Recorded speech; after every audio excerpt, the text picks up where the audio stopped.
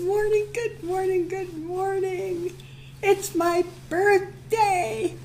As if you didn't know. I've been talking about it all year. But it isn't every day that you reach the age of 85. It takes a lot of days to make that happen. And, you know, I look at my page and I think, all these wonderful people, my God, you're lovely to wish me such joy and love and good wishes and, you know, pictures of all these cakes and candles and just joy, total joy. Thank you so, so much.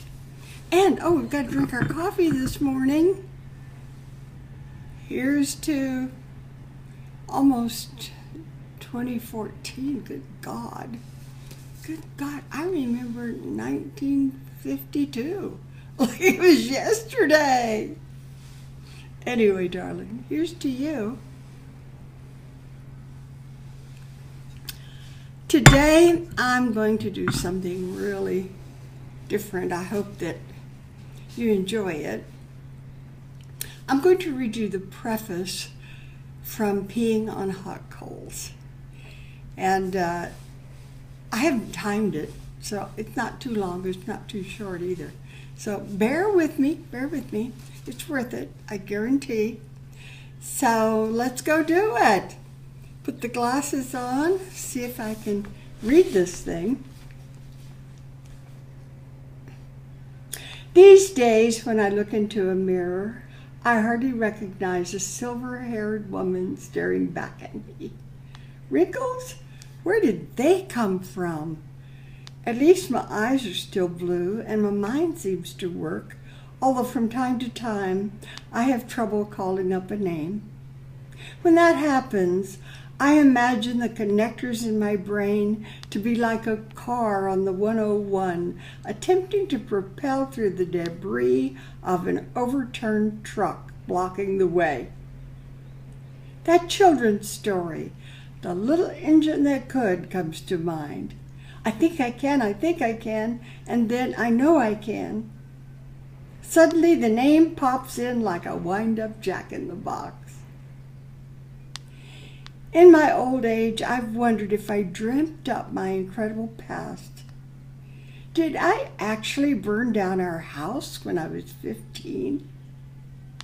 I sometimes look at picture albums trying to be sure I didn't fantasize events and people, like my kind-hearted but volatile preacher father, who scared the daylights out of me when he talked about hellfire and brimstone. He also taught me to have faith, a belief in myself that kept me going through events that could have killed me. Death threats from the Russian mafia, a cruel husband or two, men who caused me to shrink into myself, to become small so they could feel large, when all I wanted was to be loved and treated with respect. I'm sure I remember that correctly. And did my stern mother exist, or did I imagine her, as well as my 8 siblings?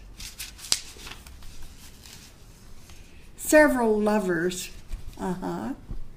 and those 3.5 husbands, not one of whom, as I recall, could be classified a lover. When I toss in my bed at night in a vain attempt to hit upon comfort, dragging this tired-out body across silky sheets in pill-induced drowsiness, I search for a glimmer of the girl I once was, when my family, imagined or real, was as alive as you are right now. Was I ever considered a great beauty? A jet-set queen, as news reporters called me? An absurd title. It caused me to laugh because I couldn't afford a ticket across town, much less a seat on a jet plane. Later, they dubbed me a socialite, an equally silly title that made me howl with delight. Ah, me, a socialite! In time, I'm sure I became a feminist and a divorcee and a peace activist and a mother, though seldom was I called a writer.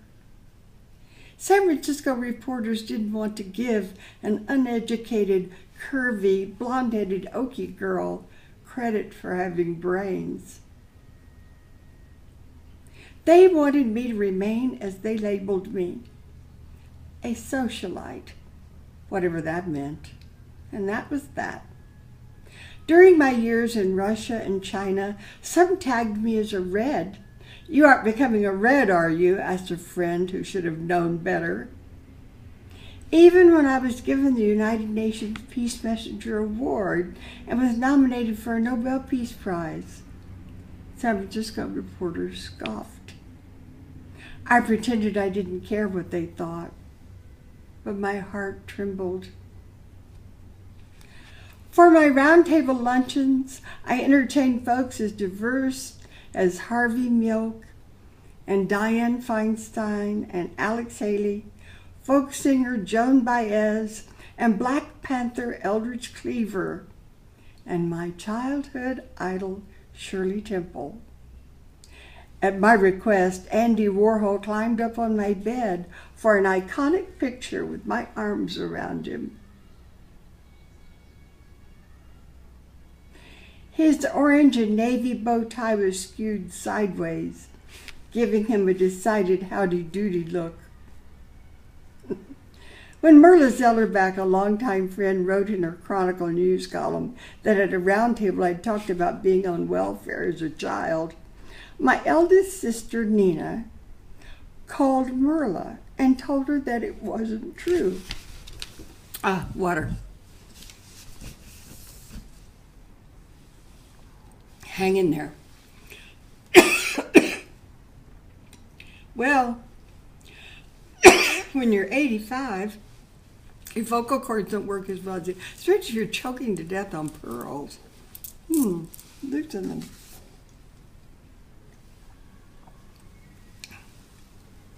So, water, coffee. Hang in there now. I'm not dying. Well, in one way, I guess we all are, all the time. Oh, that's a morbid thought, isn't it? I'm sorry. Erase that. Because I don't feel that way, really. Anyway, if I can find my place. The Ken Burns documentary, The Dust Bowl, aroused in me reactionary emotions that I thought were entombed in my cerebellum forever. But no, after viewing that biopic and suffering through Black Sunday dust storms, parching drought, and the worst environmental disaster known, I awakened in the dark of night, coughing. I could hardly breathe from the dust blowing through the corridors of my mind as I lay in a rusted iron bedstead beside my sister, poor little Glendora, in the Oklahoma Panhandle, while a ferocious dust storm tried to smother us to death. That telling documentary brought back memories of the dust storms that defined my childhood, dust storms that killed my toddler sister, Betty Ruth, 11 months before I was born. The pain of having lived in grinding poverty, suffering through those terrifying storms, and enduring deprivation during the Great Depression ignites within me such compassion for kids that I once took a diamond watch off my wrist and gave it to a hungry child to pawn. And while staying in an ashram in India, I bought brand new saris for all the young girls living in squalor just outside the blue and pink gates. The children looked like madcap butterflies, joyful and giggling as they twirled in the dirt. The hems of their filmy red, gold, and yellow saris swiftly becoming as gray as their bare feet. But most of all, yes, most of all, for the first time in my adult life, little by little, the horrific event that happened to me when I was 7 seeped into my awareness. Perhaps the subconscious, with its own eccentric logic, insists on knowing the truth, even if the truth has shocking and costly emotional consequences. Although peeing on hot coals dramatically affected my life, I hadn't recognized the impact of that agonizing and searing accident until I began writing this book, and in the process spontaneously decided to consult a gynecologist. Before the doctor examined me, I read aloud from my manuscript so she could better understand why I was there. Dr. Collins sat on a chair while I perched on the end of the crinkly paper-covered examining table in a blue hospital gown. Clearing my throat, I began to read, but the tremor in my voice betrayed the roiling emotions hidden in the purgatorial folds of my brain, making a blood smear of the black type.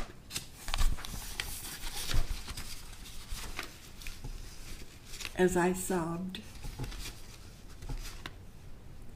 Dr. Collins cried with me, and then, after wiping her tears, she gently examined me.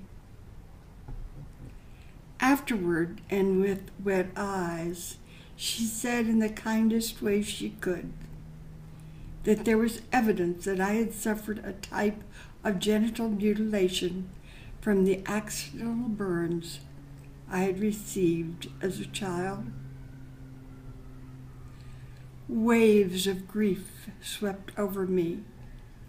The implications of her finding devastated me. I was a fetus, bathed in the fluid of my mother's grief after the death of my 2-year-old sister. I was a baby delivered at home on an iron bedstead by a neighbor lady. I was an infant brought forth into an indifferent world, crying out with quivering wails for home, that watery bath of safety.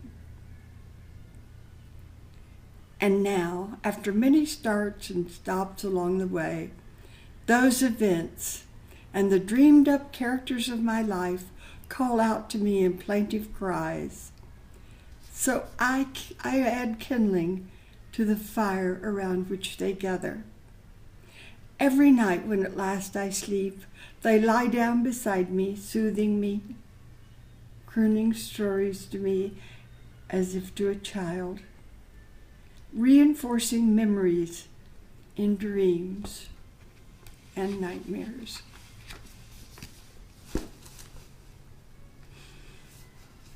I hope my reading was sufficient for you to get what I said. I'll have to be aware of coughing fits as I start reading at various venues in September. You know, writing this book was an amazing experience for me. It was fun. The first part was fun because I loved writing about, because we were funny.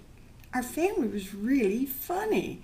And I was able to capture the silliness and the fun and the ridiculousness of religion. My God, it was just like constant. That was our sole reason for being, in my mother's view and my father's view. But many funny things happened and I write about all of this, of course. But even the parts of the body had different names. My mother called breasts dinners. Now they were.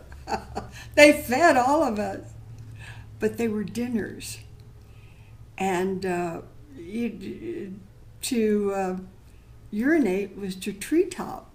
I don't know why one word would be any different from another word. So I'm taking great joy now in saying peeing. And it's very funny when I tell people that I meet the title of my book, whether they ask or not, darling. Tell them. But they usually ask. And when I say peeing on hot coals, they can't say it back to me. Many cannot say it back to me.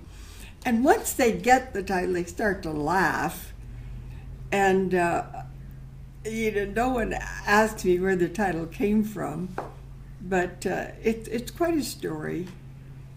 And I touched on it, of course, in this preface. Thanks for listening. Tune in again. Keep those cards and letters coming. That's what we used to say on TV. Del Rio, Texas. We're broadcasting from Del Rio, Texas. Thank you, darling. I really appreciate you and all your gifts to me. The gift of kindness, empathy. I am really sold on social media. It has drawbacks, we know that. But it has so many positives that I'm embracing it as best I can. It's a lot to embrace, and I'm trying to learn as I go. But hey, I'm doing it. Here I am doing it. Have a wonderful day. I'm going to lunch with my friends, Susan and Donald Gold. They're taking me for a birthday lunch. Brett Parsons and his brother Tal had a birthday lunch for me last week. And then I had one in San Francisco. Oh my God, hey, being 85 has a lot of perks to it. Don't lie about your age. You won't get this if you do. So, anyway, I've just run out of words, which is unusual, but I'll find them again. Have a glorious, glorious day. Bye.